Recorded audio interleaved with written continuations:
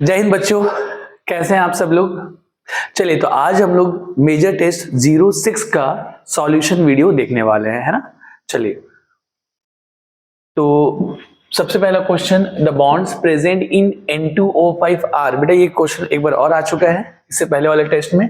Again इसका answer आप लोगों ने क्या, कोवैलेंट एंड कोऑर्डिनेट। मैं फिर से बता दूं कि क्या था इसमें बेटा, ये NO2 का स्ट्रक्चर आपको पता होना चाहिए, ठीक है ना। ये होते हैं NO2, दो आप NO2 बना लो, दो आप NO2 बनाओगे, यहाँ पे एक फ्री इलेक्ट्रॉन है, आपस में जोड़ देंगे तो बन जाएगा N2O4, ठीक है ना। और बीच में बॉन्ड को ब्रेक करके आप अगेन ऑक्सीजन लगा दो तो ये बन जाता है N2O5। ये आपका स्ट्रक्चर है N2O5 का। और अगेन इसमें कौन कौन से बॉन्ड प्रेजेंट है आपको दिख रहे हैं, दो कोऑर्डिनेट है और बाकी क्या है, कोवैलेंट है। तो कोवैलेंट एंड कोऑर्डिनेट यहाँ पे बॉन्ड प्रेजेंट होते हैं, राइट। चलिए, द स्ट्रॉन्गेस्ट बेस इज, बेटा आपको पता होना चाहिए, अगर जैसे कोई क्वेश्चन बेसिक नेचर से अगर नहीं कर पा रहे तो आप एसिडिक नेचर से भी कर सकते हैं। जैसे अगर हम लोग बात करें NH3PH3, ये ASH3 है, ASH3 आर्सेनिक है, ASH3 और है SbH3। तो आप इस तरीके से भी कर सकते, ऊपर से नीचे जा रहे हैं तो बॉन्ड लेंथ बढ़ती जा रही है, NH या PH या SH या SbH, बॉन्ड लेंथ बढ़ती जा रही है, ठीक है ना। तो बॉन्ड डिसोसिएशन एनर्जी क्या होती जाएगी, कम होती जाएगी। बॉन्ड डिसोसिएशन एनर्जी कम होती जाएगी तो थर्मल स्टेबिलिटी भी कम होती जाएगी। यहाँ पर बॉन्ड आसानी से ब्रेक हो जाएगा, ठीक है ना, मतलब थर्मल स्टेबिलिटी सबसे कम है तो H प्लस जो डोनेटिंग टेंडेंसी होगी वो बढ़ जाएगी, H प्लस रिलीजिंग टेंडेंसी जो होगा वो बढ़ जाएगा बेटा। तो एसिडिक नेचर भी क्या हो जाएगा, बढ़ जाएगा। तो SbH3 जो है वो स्ट्रॉन्ग एसिड हो गया इन चारों में। तो जब ये स्ट्रॉन्ग एसिड है, ठीक है, मतलब एसिडिक नेचर अगर बढ़ते जा रहा है तो बेसिक नेचर क्या होते जा रहा है, कम होते जा रहा है। तो NH3 जो है ना, ये यहाँ पर इसकी बेसिक नेचर ज्यादा है। हालांकि आप इसको इस तरीके से भी कर सकते हो कि NH3 में जो लोन पेयर होता है, बेसिक नेचर को बताने का जो तरीका होता है, लोन पेयर जो होता है वो sp3 हाइब्रिड ऑर्बिटल में होते हैं, जो कि डायरेक्शनल होता है। sp3 जो हाइब्रिड ऑर्बिटल होता है ना, ये डायरेक्शनल होता है और डायरेक्शनल होने की वजह से आसानी से डोनेट कर पाता है। जबकि बाकी में जो हमने बताया गया था कि ड्रेगो जो रूल था वो क्या था कि फास्फोरस, आर्सेनिक और Sb जो है ना, ये जब हाइड्रोजन के साथ बॉन्डिंग करते हैं तो यहाँ पे हाइब्रिडेशन नहीं हो पाता, क्योंकि उनका जो s ऑर्बिटल है वो हाइब्रिडेशन में पार्टिसिपेट नहीं करता। इसका मतलब है कि जो लोन पेयर है वो प्योर s ऑर्बिटल में होते हैं, जो कि नॉन डायरेक्शनल है, और इसी वजह से वो आसानी से डोनेट इलेक्ट्रॉन पेयर को डोनेट नहीं कर पाता। दैट्स व्हाई इनका बेसिक नेचर कम हो जाता है। तो यहाँ पर स्ट्रॉन्गेस्ट जो बेस है वो क्या होगा बेटा, option number A, NH3। The magnetic moment of a transition metal of 3D series is 6.92 bm.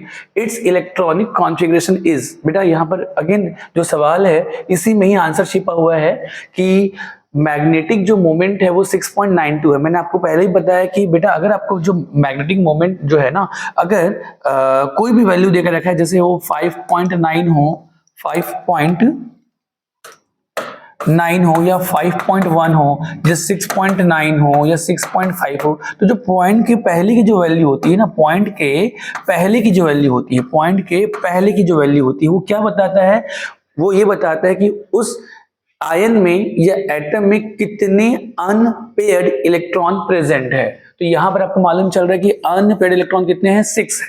तो बस वो कॉन्फ़िगरेशन देखो जिसमें 6 अनपेयर्ड इलेक्ट्रॉन है, जो कि आपका पहला ही ऑप्शन है, ऑप्शन नंबर ए, 3d548 में अनपेयर्ड इलेक्ट्रॉन 6 है। तो इसका आंसर जो होगा बेटा वो ए होगा। अगला सवाल जो स्टेटमेंट वाइज क्वेश्चन है, यहाँ पर जो दिया हुआ है कि ये एक आयन है, ठीक है ना, कॉम्प्लेक्स आयन है जो कि कलर्ड है, ठीक है ना। तो सबसे पहले मुझे बताओ क्या ये वाकई में कलर्ड कॉम्प्लेक्स है। यस, ये वायलेट कलर का होता है, जिसका रीजन क्या होता है बेटा, इसमें डी ट्रांजिशन होते हैं जो कि लिगेंड की प्रेजेंस होने की वजह से होते हैं। ये डी ब्लॉक का भी क्वेश्चन है और एक कोऑर्डिनेशन कंपाउंड का भी क्वेश्चन है। H2O की प्रेजेंस की वजह से टाइटेनियम जो है ना, टाइटेनियम ये 3+ है, इसका इलेक्ट्रॉनिक कॉन्फ़िगरेशन क्या हो जाएगा, तो होता है क्या बेटा 4s2 3d2, तो 3 इलेक्ट्रॉन निकल जाएंगे तो ये हो जाएगा 3d 1, ठीक है 3D1 हो गया बेटा। और यहाँ पर अगर हम लोग देखें T2G में इलेक्ट्रॉन है 1 3D1 और Ag अभी खाली है, तो ये लाइगेंड की वजह से यहाँ पर क्या हुआ, क्रिस्टल फील्ड स्प्लिटिंग हुआ। अब यहाँ पर जो ये अंडर इलेक्ट्रॉन है ना, वो विजिबल लाइट को एब्जॉर्ब करके यहाँ से डी ट्रांजिशन करेगा और कलर एब्जॉर्ब करेगा, जिसका कॉम्प्लीमेंट्री कलर है वो क्या करता है, शो करता है। तो आपको मालूम है कि ये जो है ना ये कलर्ड है, इसका मतलब ये स्टेटमेंट 1 जो है ना ये तो करेक्ट है। अब स्टेटमेंट 2 जो है वो क्या बता रहा है कि टाइटेनियम जो है वो +2 +3 +4 ये ऑक्सीडेशन स्टेट शो करता है, और ये बात भी सही है, +2 +3 +4 ऑक्सीडेशन स्टेट ये शो करता है, ठीक है ना, क्योंकि इसका जो इलेक्ट्रॉनिक कॉन्फ़िगरेशन है वो 4s2 और 3d2 है। देखो ये बात सही है, इसका इलेक्ट्रॉनिक कॉन्फ़िगरेशन टाइटेनियम जो है ये 3 टाइटेनियम जो है ये क्या होता है, इसका आउटर मोस्ट का कॉन्फ़िगरेशन जो होगा वो 4s2 होगा, ठीक है ना। ये हो जाता है आपका आर्गन 4s2 3d2, तो ये +2 तो शो करता है, इसके साथ ये +3 और +4 भी शो करता है, तो ये बात बिल्कुल सही है। पर क्या ये स्टेटमेंट इसका करेक्ट एक्सप्लेनेशन है क्या? नहीं है, मतलब ये दोनों ही स्टेटमेंट सही है। आप ऑप्शन ढूंढ लो क्या देकर रखा हुआ है, तो statement 1 and statement 2 both are correct, yes both are correct. इसमें एक करेक्ट एक इनकरेक्ट है, यहाँ पर दोनों के दोनों, अच्छा ये भी सॉरी बोथ इनकरेक्ट है, इसमें करेक्ट और इनकरेक्ट है, इन दोनों में एक इनकरेक्ट एक करेक्ट। बेटा आंसर जो है ऑप्शन ए ही क्या है, सही है, ठीक है। चलिए identify the compound Y in the following reaction. चलिए देखते हैं बेटा, एनिलीन का रिएक्शन किया हुआ है NaNO2 + HCl के साथ, और टेम्परेचर दिया हुआ है 0 to 5 डिग्री सेल्सियस, 273 से 278 केल्विन है, 0 to 5 डिग्री सेल्सियस टेम्परेचर है बेटा। तो यहाँ पर क्या बनता है, इस रिएक्शन का नाम है डाई एजोटाइजेशन, जो कि कोल्ड कंडीशन पे होता है, और बनता है बेंजीन डाईएजोनियम क्लोराइड, सही बात है। अब यहाँ पर क्यूप्रस क्लोराइड दे दिया गया है, क्यूप्रस क्लोराइड देकर बेटा Y और N2 बना, तो ये क्या बनता है, सबसे पहले इस रिएक्शन का नाम कौन सा रिएक्शन है, गैटरमेंस रिएक्शन है, और यहाँ पर क्या बनता है, क्लोरोबेंजीन, क्या बनता है, क्लोरोबेंजीन। यहाँ से का जो क्लोरीन है ना वो इन सबका सब्स्टिट्यूशन करता है, N2 अलग निकलता है, ठीक है ना, CuCl अलग निकल जाएगा, और ये Cl यहाँ पर बेटा इसको जब रिप्लेस करेगा तो बना लेगा क्लोरोबेंजीन। तो क्लोरोबेंजीन आंसर ए, ये है आपका ऑप्शन नंबर ए।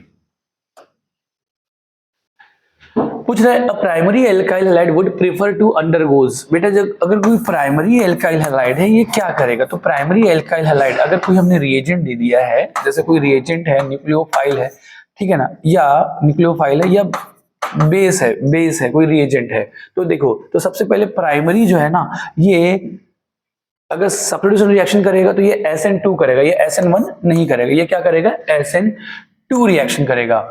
दूसरा इसमें देखा अल्फा एलिमिनेशन, बेटा अल्फा एलिमिनेशन के साथ साथ बीटा एलिमिनेशन भी होता है, अल्फा और बीटा दोनों निकलते हैं और बीटा एलिमिनेशन बोलते हैं, लेकिन तब जब उसका बेस जो है स्ट्रांग हो, मतलब जो कोई भी जो रिएजेंट जो दिया हुआ है ना उसका बेसिसिटी क्या हो, ज्यादा हो, न्यूक्लियोफिलिसिटी कम हो, तब के केस में होता है, राइट। तो यहां पर सर ये अल्फा एलिमिनेशन सही आंसर जाएगा कि नहीं जाएगा, तो बेसिकली अगर ये बीटा एलिमिनेशन होता है ना, बीटा एलिमिनेशन, तब भी हम कह सकते थे कि बीटा एलिमिनेशन जायज है, यहाँ पर बी और सी दोनों ऑप्शन सही होना चाहिए। पर अल्फा एलिमिनेशन अगर बोल दिया तो सिर्फ अल्फा एलिमिनेशन बोलने से तो उसने पूरा एक्सप्लेनेशन नहीं दिया है कि अल्फा के साथ साथ बीटा हो रहा है कि नहीं हो रहा है, ठीक है। दूसरी बात की एलिमिनेशन रिएक्शन जो होते हैं ना ये जनरली माइनर होते हैं, और जो सब्स्टिट्यूशन रिएक्शन होते हैं वो जनरली मेजर होते हैं, तो इसीलिए एलिमिनेशन जो है वर्ड जो है अगेन यहाँ पर कहीं ना कहीं ये माइनर प्रोडक्ट को फेवर कर रहा है, ठीक है। इस वजह से अगर बी और सी में कोई एक को सेलेक्ट करना हो तो वो बी को सेलेक्ट करते हैं, बोथ अगर होता और यहाँ पे बीटा एलिमिनेशन होता तब हम बी और सी को एक साथ सेलेक्ट करते, दोनों को सिलेक्ट करते। क्लियर है क्या, क्योंकि ये जो 1 डिग्री एल्काइल हैलाइड है, ठीक है ना, वो एलिमिनेशन रिएक्शन करता, ठीक है। अब वो E1 और E2 वो दोनों कर सकता था हालांकि, पर उसमें भी उसकी रिएक्टिविटी क्या है बेटा, कम है, रिएक्टिविटी क्या है उसकी कम है, ठीक है। तो ये तो होगा नहीं, ये भी नहीं होगा। सेकंड अगर नेक्स्ट अगर हम लोग रेसिमाइजेशन की बात करें तो रेसिमाइजेशन जो होता है वो जब 3 डिग्री एल्काइल हैलाइड होता है तब होता है, ठीक है ना।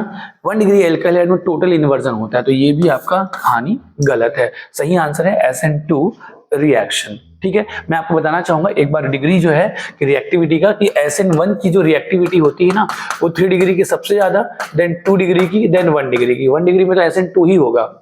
SN2 की बात करें तो अगेन 1 डिग्री के सबसे ज्यादा एल्काइल हैलाइड में, then 2 degree, then 3 degree, then 3 degree, ठीक है 3 डिग्री।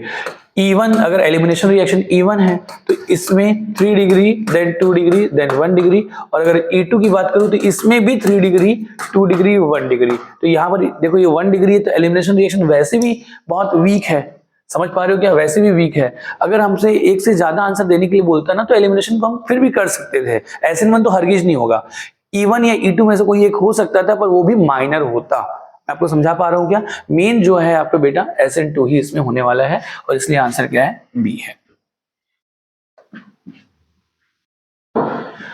चलिए तो CH3CH2OH can be converted into CH3CHO by, ठीक है। तो यहां पर अगर हम लोग देख रहे हैं कि ये इसमें कन्वर्ट हो रहा है तो यहाँ पे कौन सा रिएक्शन बेटा, यहाँ पे ऑक्सीडेशन हो रहा है, और ऑक्सीडेशन हो रहा है तो अगर ये अल्कोहल जो है ना ऑक्सीडाइज होकर एल्डिहाइड बना रहा है, इसका मतलब है कि कोई माइल्ड ऑक्सीडाइजिंग नहीं होगा। अगर स्ट्रॉन्ग होता तो एल्डिहाइड पे नहीं रुकता बल्कि एसिड बन जाता, ठीक है। तो ये हाइड्रोजनेशन, ये तो रिडक्शन है, ये तो होगा नहीं, ये भी रिडक्शन है, ये भी होगा नहीं, हमको क्या कराना है, ऑक्सीडेशन, तो दोनों रिडक्शन करा रहा है।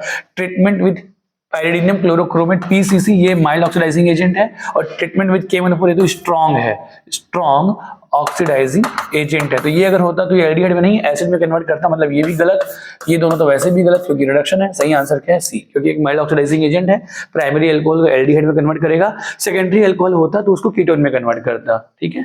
अगला सवाल, स्टेटमेंट दिया हुआ dehydration of alcohol can be carried out with concentrated H2SO4 but not with concentrated HCl। देखो बेटा यहाँ पर अगेन डिहाइड्रेशन, ये एलिमिनेशन रिएक्शन ही हो गया, यहाँ पे अल्कोहल दे दिया है CH3CH2OH जो है, यहाँ पर हम लोग जो H2SO4 लेंगे ना, ये इसका क्या करेगा, एलिमिनेशन रिएक्शन करेगा। एलिमिनेशन रिएक्शन जो है H2SO4 के प्रेजेंस में होगा, HCl के प्रेजेंस में नहीं होगा। अब ऐसा क्यों, क्योंकि आपको ये पता होना चाहिए अगर हमने HCl दे दिया ना, HCl, तो यहाँ पर Cl माइनस आपको न्यूक्लियोफाइल मिलेगा जो कि एक बेटर न्यूक्लियोफाइल है, ठीक है ना, बेटर बेस नहीं है, बेटर न्यूक्लियोफाइल है। तो अगर वो न्यूक्लियोफाइल, अगर हमको न्यूक्लियोफाइल दे दिया तो ये न्यूक्लियोफिलिक सब्स्टिट्यूशन रिएक्शन करा देता। हालांकि यहाँ पर भी हमको HCl में से Cl निकालने के लिए हमको ZnCl2 प्रोवाइड करना पड़ता, राइट। तो Cl माइनस एक बेटर न्यूक्लियोफाइल, लेकिन H2SO4 में SO4-2 है ना, या HSO4- जो मिलेगा,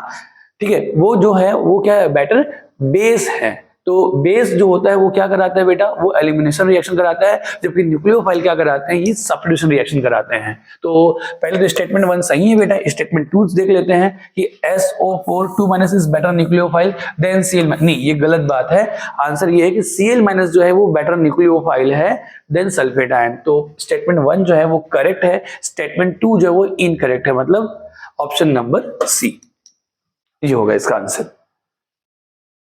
Which aldehyde will gives Cannizzaro reaction? कौन सा एल्डिहाइड जो है वो Cannizzaro रिएक्शन शो करेगा? तो आपको मालूम है ऐसे एल्डिहाइड जिसमें अल्फा हाइड्रोजन नहीं होते, ठीक है ना, वही Cannizzaro रिएक्शन शो करेगा। मुझे बताओ क्या ये शो करेगा क्या? यस ये करेगा। क्यों? क्योंकि इसमें अल्फा हाइड्रोजन है। अल्फा हाइड्रोजन कैसे देखते हैं बेटा, कि कोई भी जैसे ही फंक्शनल ग्रुप है उसके बाद वाला कार्बन, ठीक है ना, क्या हो, sp3 हो और इसमें कम से कम एक हाइड्रोजन प्रेजेंट हो, तो वो जो होते हैं वो उसको बोलते हैं अल्फा हाइड्रोजन। तो इसमें अल्फा हाइड्रोजन दो है, इसमें भी अल्फा हाइड्रोजन है बेटा, ये एक H अल्फा हाइड्रोजन है, ये भी Cannizzaro रिएक्शन शो करेगा। इसमें अगर बात करें, हाँ इसमें नहीं है, क्यों? क्योंकि इस कार्बन में 3 मिथाइल जुड़े हुए हैं, ठीक है ना, और यहाँ पर है AC+OH। इस कार्बन में अल्फा हाइड्रोजन नहीं है तो यही Cannizzaro रिएक्शन देगा। इसमें भी अल्फा हाइड्रोजन 2 प्रेजेंट है तो ये वाला देगा, बाकी नहीं देंगे। सवाल बोल रहे हैं कि अच्छा इसमें हमको बताना है, क्या बताना है, what is the end product, मतलब सी बताना है। देखो सबसे पहले C2H5NH2 प्राइमरी अमाइन है, HNO2 दिया है या फिर NaNO2 प्लस HCl दे सकता है, दोनों एक ही बात है। तो हम यहाँ पर बनता क्या है बेटा, तो सबसे पहले आपको पता है कि ये प्राइमरी अमाइन है और अलिफेटिक अमाइन है, तो यहाँ पर डाइएजोनियम जो आयन जो है ना वो बहुत कम समय के लिए बनता है, वो तुरंत अनस्टेबल होता है, वो तुरंत अल्कोहल में कन्वर्ट होता है। तो सबसे पहले जब HNO2 ट्रीट कराते हैं तो यहाँ पर बनेगा आपका अल्कोहल C2H5OH, ठीक है ना। मैं आपको फिर से बता दूं, अगर ये एनिलीन होता, अगर ये एनिलीन होता और यहाँ पर HNO2 देते या फिर NaNO2 प्लस HCl देते, ठीक है ना, तो और कोल्ड कंडीशन देते, कोल्ड कंडीशन मतलब 0 to 5 डिग्री सेल्सियस, तब ये बेंजीन डाइएजोनियम आयन बनाता। अगर हम कंडीशन कोल्ड नहीं देते तो अगेन ये सीधा किस में कन्वर्ट होता, फिनॉल में, ठीक है ना। लेकिन प्राइमरी अमाइन, और अगर मैं बात करूं एलिफेटिक अमाइन, तो ये बेटा एलिफेटिक अमाइन तो डाइएजोनियम आयन बनाता भी नहीं है, हाईली अनस्टेबल होता है, वो तुरंत अल्कोहल में कन्वर्ट होता है। तो सबसे पहले ये बन गया अल्कोहल। फिर PCl5 पे जब हम रिएक्शन कराएंगे C2H5OH में, थोड़ा और इसको ओपन कर दूं, CH3CH2OH के साथ जब PCl5 को ट्रीट करेंगे बेटा, तो यहाँ से Cl- न्यूक्लियोफाइल मिलेगा, एसिड 2 कराएगा और बना लेगा CH3CH2Cl। अब इस CH3CH2Cl में NH3, बेटा ये NH3 है, NH3 की जब हम लोग ट्रीटमेंट करेंगे तो बेटा आपको पता है कि अमोनिया पूरा एक न्यूक्लियोफाइल वो अटैक करेगा बेटा इसमें, और जब वो अटैक करेगा तो अमोनिया से एक H निकलेगा और यहाँ से एक Cl निकल के HCl निकल जाएगा। तो उसको ट्रिकी मैं बता दूं आपको, ये H और यहाँ से Cl निकल जाएगा, फाइनली आपको बना लेगा CH3CH2NH2, मतलब इथाइल एमाइन बना लेगा। तो इथाइल एमाइन से शुरू किया था, इथाइल एमाइन में ही खत्म किया, आंसर सी।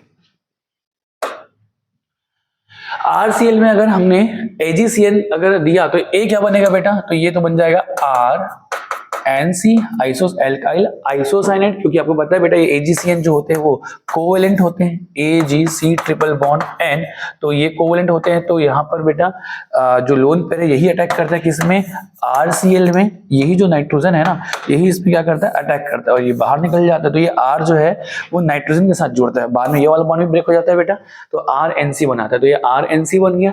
जब इसका रिडक्शन करेंगे तो बेटा जब हम रिडक्शन करेंगे, जैसे हमने स्ट्रॉन्ग रिड्यूसिंग एजेंट दिया LiAlH4, तो ये क्या करता है, 2 बॉन्ड ब्रेक करता है, एक H इधर देता है और 3 H इधर देता है। इसके बारे में हमने बात की है मैकेनिज्म में कि कैसे ये होता है। फाइनली आंसर जो बन जाएगा RNH और CH3 बनेगा। तो चलिए क्या है यहाँ पे, RNC 2 जगह दिख रहा है और ये ऑप्शन बी ही सेकंड आंसर, क्योंकि RNH CH3 बन रहा है, ठीक है। चलिए बेयर्स रिएजेंट, इनमें से बेटा बेयर्स रिएजेंट तो आपको एकदम टिप्स पे होना चाहिए। क्या होता है ये, वेरी डाइल्यूट एल्कलाइन, मतलब बेसिक मीडियम में एल्कलाइन KMnO4 होता है, एल्कलाइन KMnO4। तो है क्या कोई यहाँ पर एल्कलाइन KMnO, हाँ ये परमैग्नेट दिया हुआ है बेटा, परमैग्नेट सॉल्यूशन और अल्कलाइन में ध्यान रखना, ऑप्शन नंबर बी। एसिडिफाइड नहीं होता, अल्कलाइन होता है, ठीक है ना। चलिए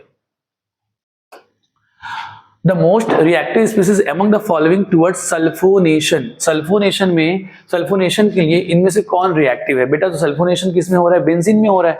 तो बेंजीन की बेसिकली ये क्वेश्चन जो है ना बेंजीन की रिएक्टिविटी की हो रही है, तो बेंजीन की रिएक्टिविटी कौन बढ़ाएगा, अगर इसमें कोई ग्रुप +M या प्लस हाइपर कॉन्जुगेशन या +I वाला जो ग्रुप होगा जो बेंजीन में इलेक्ट्रॉन डेंसिटी बढ़ाएगा, ठीक है ना, उसकी तो वो बेंजीन की रिएक्टिविटी क्या कर रहा है, बढ़ा रहा है। चलिए देखते हैं। तो यहाँ पर टॉल्वीन है बेटा, तो टॉल्वीन जो है यहाँ पर क्या लगा रहा है, हाइपर कॉन्जुगेशन लगा के रिएक्टिविटी बढ़ा रहा है, तो ये रिएक्टिविटी बढ़ा रहा है, लेकिन ज्यादा रिएक्टिविटी बोल रहा है, मोस्ट रिएक्टिव बोल रहा है, तो ये तो बढ़ा रहा है। नाइट्रोबेंजीन की अगर मैं बात करूं, नाइट्रोबेंजीन तो ये क्या कर रहा है बेटा, -M लगाकर रिएक्टिविटी कम कर रहा है, तो ये तो कम, ये तो सरासर गलत है।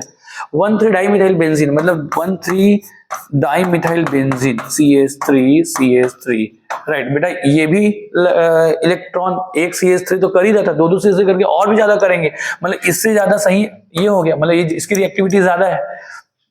क्लोरोबेंजीन बेटा, क्लोरोबेंजीन तो क्लोरीन तो -I लगाता है, ये इसको डीएक्टिवेट करता है, -I और +M में डिसाइडिंग होता है -I, ये तो डीएक्टिवेट, तो ये दोनों तो डीएक्टिवेट कर रहे हैं, ये एक्टिवेट कर रहा है, ये एक्टिवेट, लेकिन ये ज्यादा एक्टिवेट कर रहा है, मतलब option number C is correct.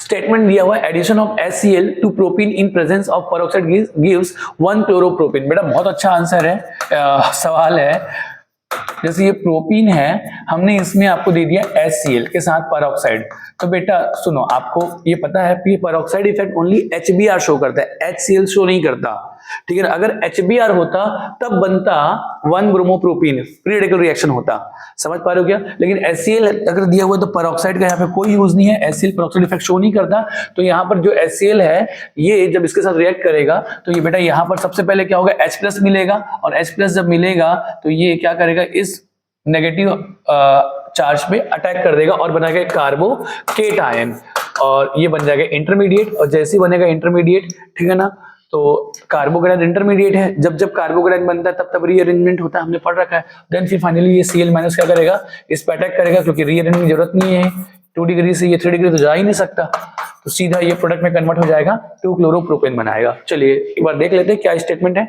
Addition of HCl to propane in presence of peroxide gives 1 chloropropane. गलत बात है, स्टेटमेंट गलत है, 1 क्लोरोप्रोपेन नहीं बनेगा बल्कि 2 क्लोरोप्रोपेन बनेगा, ठीक है ना, स्टेटमेंट इनकरेक्ट है। स्टेटमेंट 2 जो है वो क्या है, the reaction occurs by carbonium ion, yes यहाँ पर कार्बोनियम कार्बोकेटायन बन रहा है, ये सही है, स्टेटमेंट 2 सही है, ठीक है ना, पर स्टेटमेंट जो है वो स्टेटमेंट 1 जो है वो गलत है, तो statement 1 incorrect but statement 2 is correct, ठीक है, ये हो गया ऑप्शन नंबर डी, ठीक है बच्चों। नेक्स्ट है chlorination of methane gives a mixture of product. Yes बेटा, अगर हम लोग मीथेन ले लें, इसमें इसका अगर हम लोग क्लोरीनेशन कराते जाए तो पहले तो क्या बन जाएगा बेटा, पहले बन जाएगा CH3Cl, अगेन क्लोरीनेशन कराएंगे तो क्या बन Cl2 विद सनलाइट के प्रेजेंस में, फिर से बन जाएगा CH2Cl2, फिर से अगर हम लोग क्लोरीनेशन कराएंगे, ठीक है ना बेटा, ये क्या बन जाएगा CHCl3, और फिर से अगर कराएंगे तो CCl4, मतलब कई सारे प्रोडक्ट बन रहे बेटा, मिथाइल क्लोराइड, ठीक है ना, ये सारा। तो अब फाइनली अगर अब हम देखें तो प्रोडक्ट तो क्या बन रहा है बेटा, मिक्सचर प्रोडक्ट बन रहा है, कभी ये कुछ ये कुछ ये कुछ ये, इस तरीके से हमको प्रोडक्ट मिल रहा है। स्टेटमेंट 2 क्या कहता है, chlorination process through the formation of carb anion. क्या बेटा इसमें कार्ब एनायन बनता है? नहीं, सनलाइट की प्रेजेंस में फ्री रेडिकल रिएक्शन होते हैं, और ये फ्री रेडिकल सब्स्टिट्यूशन रिएक्शन है, मतलब ये वाला इनकरेक्ट है, ये वाला करेक्ट है, तो क्या हो जाएगा option number C, statement 1 correct, statement 2 incorrect, ठीक है बेटा। चलिए अब देख रखा है, एक compound that does not give a positive test in Lassaigne's test for nitrogen. बेटा देखो लेसेग्ने टेस्ट में क्या होता है ना कि ये नाइट्रोजन के लिए तो टेस्ट है, पर इसमें जो नाइट्रोजन कोई भी कंपाउंड तभी ये लेसेग्ने टेस्ट देगा जब वो नाइट्रोजन जो है ना वो कार्बन से डायरेक्टली जुड़ा होगा, तभी साइनाइड का फॉर्मेशन होगा और तब सोडियम साइनाइड बनेगा, ठीक है। तो चलिए, तो जैसे यूरिया है, तो यूरिया का फॉर्मूला क्या होता है बेटा, यूरिया जो होता है NH2C डबल बॉन्ड ONH, देखो नाइट्रोजन तो प्रेजेंट है, साथ में कार्बन भी है, तो यार ये जो है ना ये देगा, ठीक है ना। हाइड्रोजन की अगर मैं बात करूं तो इसमें नाइट्रोजन तो है पर इसमें कार्बन नहीं है, ये नाइट्रोजन कार्बन के साथ डायरेक्टली जुड़ा हुआ नहीं है, मतलब ये वाला टेस्ट नहीं देगा, ये टेस्ट नहीं देगा। एजोबेंजीन में अगर हम लोग बात करें बेटा, तो एजोबेंजीन जो है ये जो है N डबल बॉन्ड N, यहां पर भी कार्बन से नाइट्रोजन क्या है जुड़ा हुआ है, मतलब ये भी देगा। फिनाइल हाइड्रोजन की बात करें बेटा, तो फिनाइल हाइड्रोजन में अगर ये हो गया आपका हाइड्रोजन, ये हो गया हाइड्रोजन, इसमें एक H हटा दोगे और फिनाइल लगा दोगे तो ये बन जाएगा फिनाइल हाइड्रोजन। अगेन बेटा यहाँ पे कार्बन नाइट्रोजन के साथ डायरेक्टली जुड़ा हुआ है, ये भी लेसेग्ने टेस्ट देगा, मतलब ये सब देंगे, हाइड्रोजन नहीं देगा, मतलब सही जो आंसर है वो है हाइड्रोजन, ये है नेगेटिव टेस्ट देगा, पॉजिटिव टेस्ट नहीं देगा। Fructose reduces Tollens reagent due to, देखो फ्रक्टो बेटा ये बहुत ही अच्छा सवाल आता है कि फ्रक्टोज एक कीटोन है, फ्रक्टोज क्या है, एक कीटोन है, और जनरली कीटोन जो है टॉलरेंस रिएजेंट टेस्ट नहीं देते, लेकिन फ्रक्टोज कीटोन होते हुए भी ये टॉलरेंस रिएजेंट टेस्ट देता है, क्यों? तो आपको पता होगा कि इसमें टॉटोमेरिज्म के थ्रू ये जो फ्रक्टोज का जो कीटो फॉर्म है ना वो एल्डिहाइडिक फॉर्म में क्या हो जाता है, कन्वर्ट हो जाता है। आपको पता होगा CH2OH C double bond O, ठीक है बच्चों, मैं इसको एक काम करता हूं, CH2OH C double bond O, CHOH CHOH CHOH, कितने कार्बन हो गए, 1 2 3 4 5 और एक हो जाएगा CH2OH, ये है आपका फ्रक्टोज, ठीक है ना। तो अब देखिए थोड़ा सा इसको समझते हैं, यहाँ पर देखिए यहां पर क्या हो जाएगा आपका, इसको H को ओपन कर लेते हैं, ये C, आई एम सॉरी, ये जो C है ना बेटा, ये H ओपन कर लो और ये हो जाएगा CHOH, ठीक है, और यहां पर है C डबल बॉन्ड O और यहां पर है CH और ये OH, बस इतना ही देखो बेटा, ऊपर वाली बात है।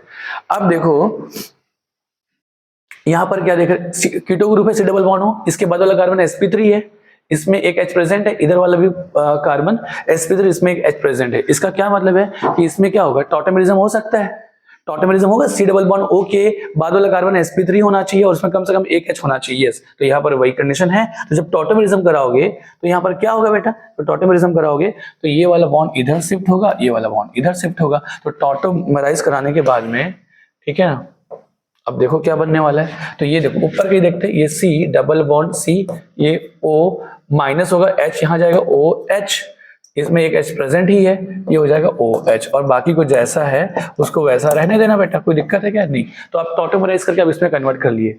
देन अगेन बेटा, तो कीटो को इनॉल में कन्वर्ट कर दिए, इनॉल अगेन कीटो में कन्वर्ट होगा, ठीक है ना। तो अब कीटो में कैसे कन्वर्ट होगा, ये H निकलेगा, ये H निकलेगा, ये वाला बॉन्ड इधर शिफ्ट होगा, ये इसके ऊपर आएगा और H यहाँ पर आ जाएगा, समझ रहे हैं ना? ठीक है, ये किधर होगा, ये H निकला, ये इधर आया, ये इसके ऊपर, ठीक है, यहाँ पे नेगेटिव चार्ज है, ये H यहाँ पर आ जाएगा, तो इसमें कन्वर्ट हो जाएगा।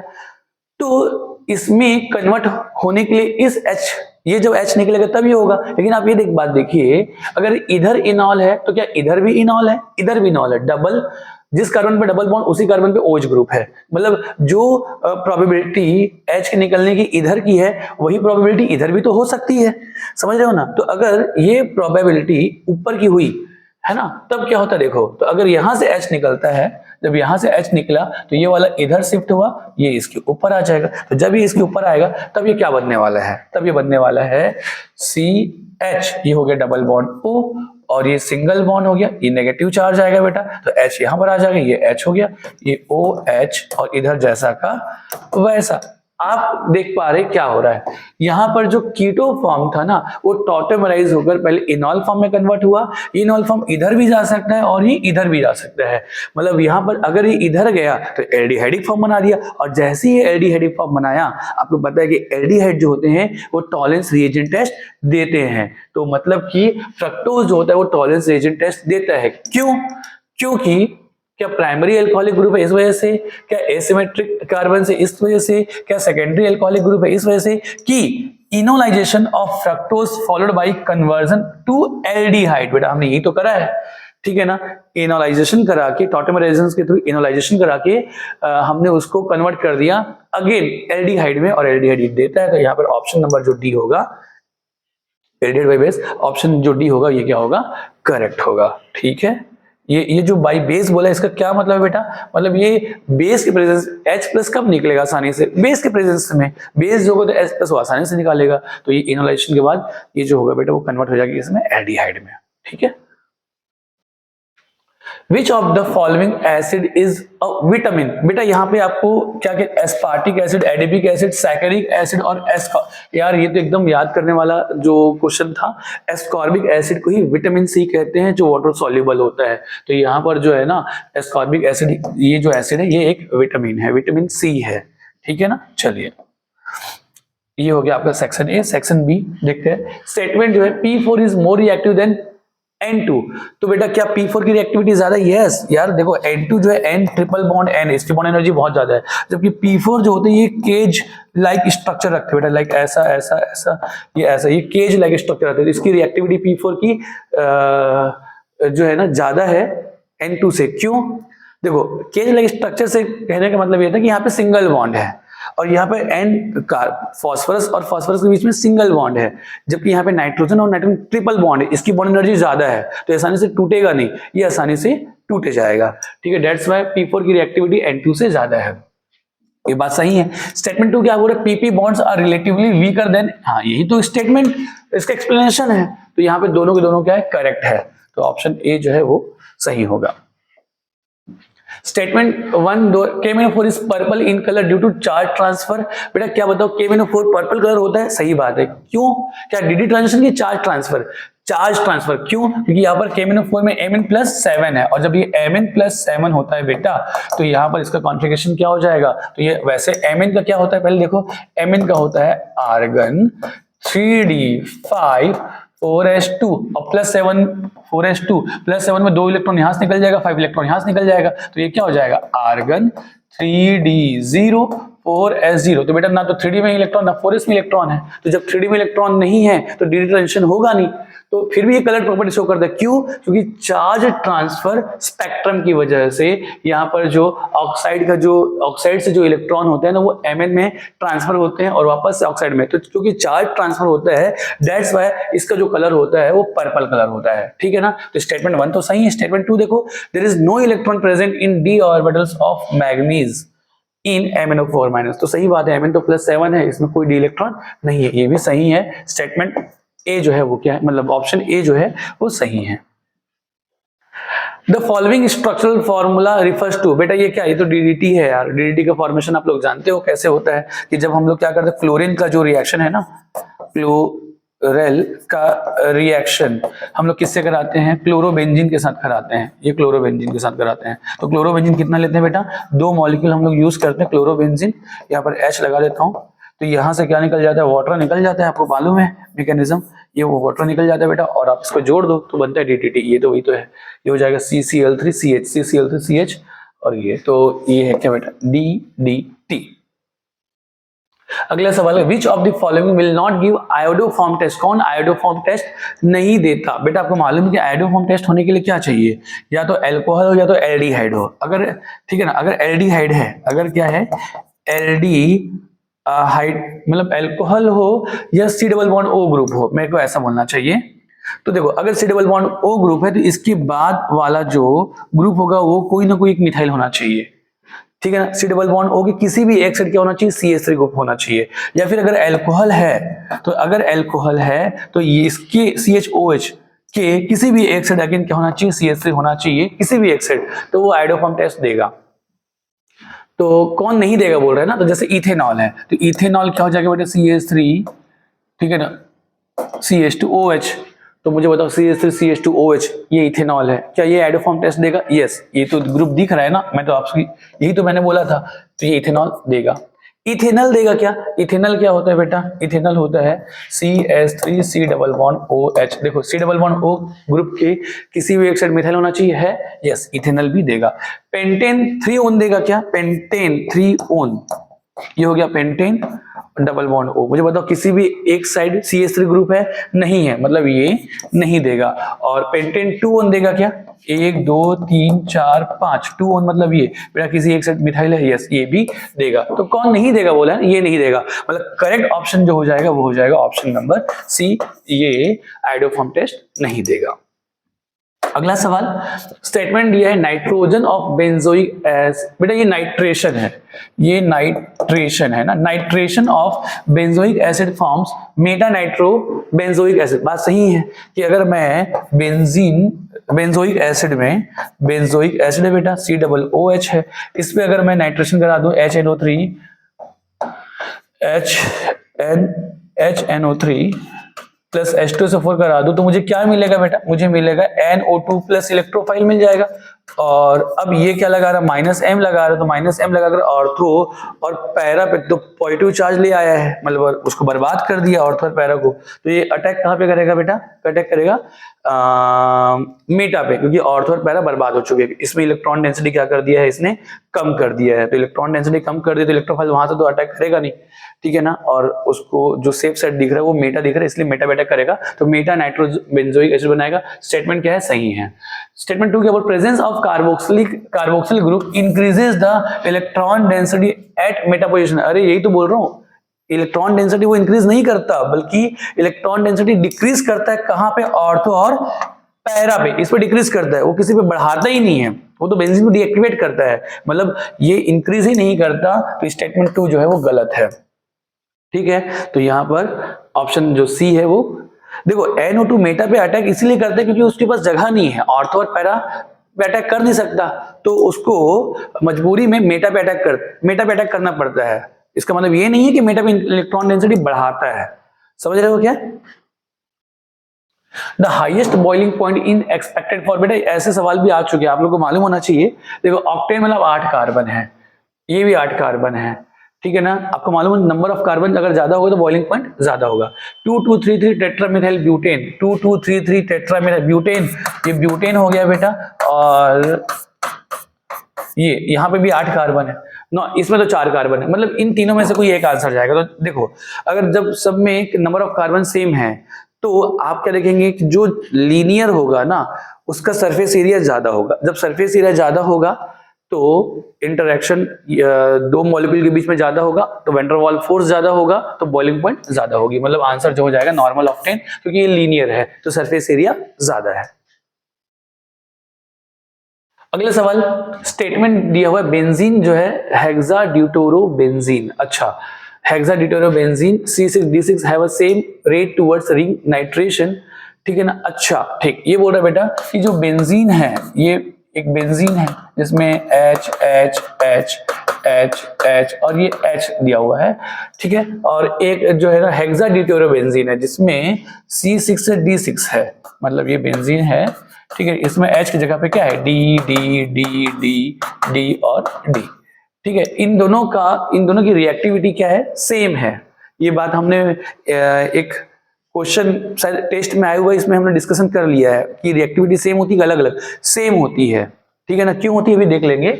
स्टेटमेंट 2 दिया हुआ है CD bond enthalpy is higher than CH bond. हाँ तो यार ये स्टेटमेंट भी सही है और ये स्टेटमेंट भी सही है, CD बॉन्ड की बॉन्ड एनर्जी ज्यादा होती है, तो स्टेटमेंट ए जो है ना वो करेक्ट है। थोड़ा सा इसके बारे में हम चर्चा कर लेते हैं कि यार रिएक्टिविटी सेम क्यों होती है। तो आपको मालूम है कि जैसे ये हाइड्रोजन है और एक बार मैं रख देता हूँ ड्यूटेरियम, तो क्या CH या CD जो बॉन्ड है इसका कोई रोल है क्या कि ये रिएक्टिविटी को बढ़ा रहे हैं या कम कर रहे हैं? आंसर कोई रोल नहीं है। क्यों?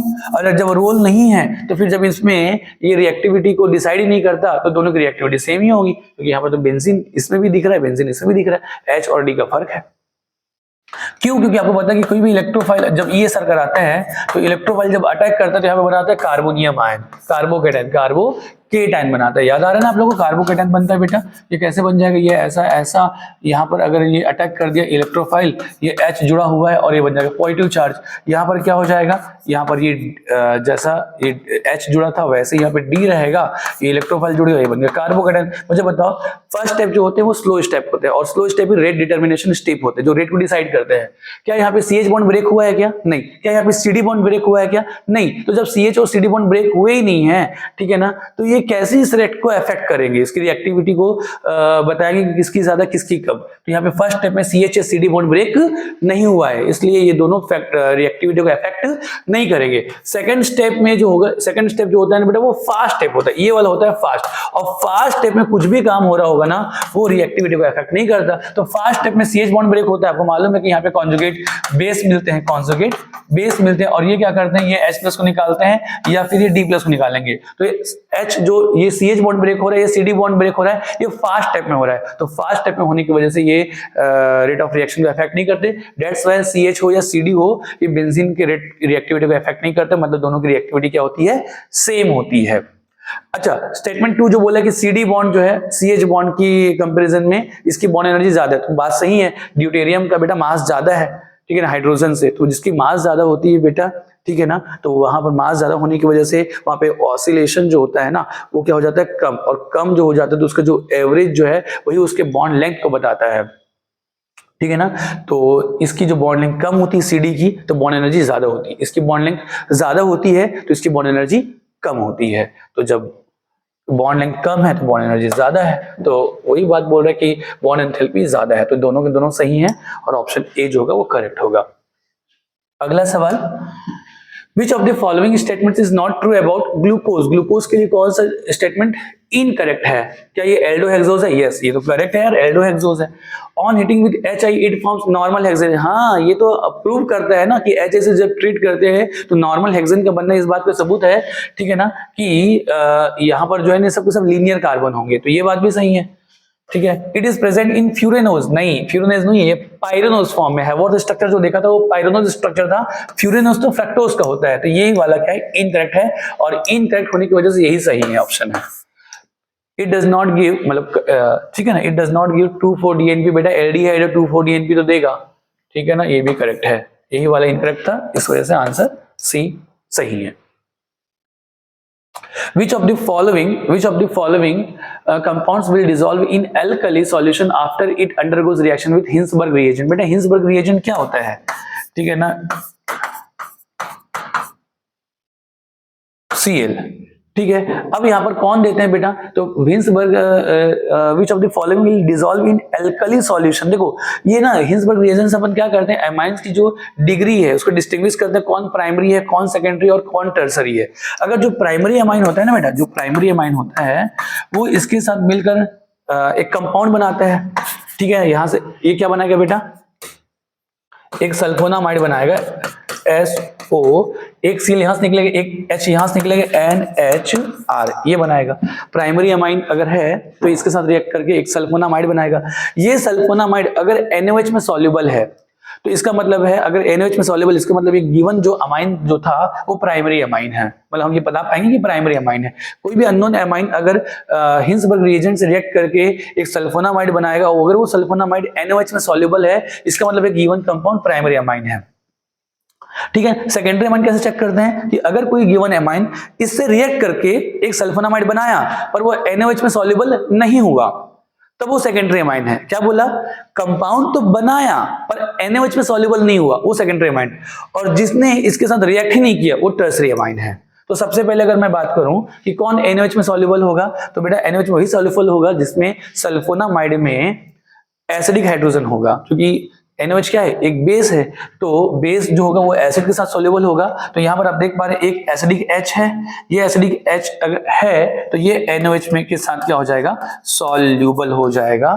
ठीक है, अगर यहाँ पर H नहीं होता तो NaOH के साथ सॉल्युबल भी नहीं होता। तो अगर मैं सेकेंडरी अमाइन देता बेटा, तो जब सेकेंडरी अमाइन देता तो सेकेंडरी अमाइन क्या होता है, RNHR, तो जब ये इसके साथ रिएक्ट करता तो ये H तो इस Cl के साथ निकल जाता, जब निकल जाता तो यहाँ पर कोई H नहीं बचता, जब कोई H नहीं बचता तो NaOH के साथ सॉल्युबल भी नहीं होता, मतलब सेकेंडरी अमाइन जो है वो NaOH में सॉल्युबल होगा नहीं। टर्सरी अमाइन तो रिएक्ट नहीं करता तो सॉल्युबल की तो बात ही नहीं उठती। मतलब यहाँ पर हमको क्या देखना है, प्राइमरी अमाइन जो कि एक ही है, ये भी सेकेंडरी अमाइन, ये तो अल्कोहल दे दिया है, ये टर्सरी अमाइन। ठीक है ना, तो ये तो सब गलत है।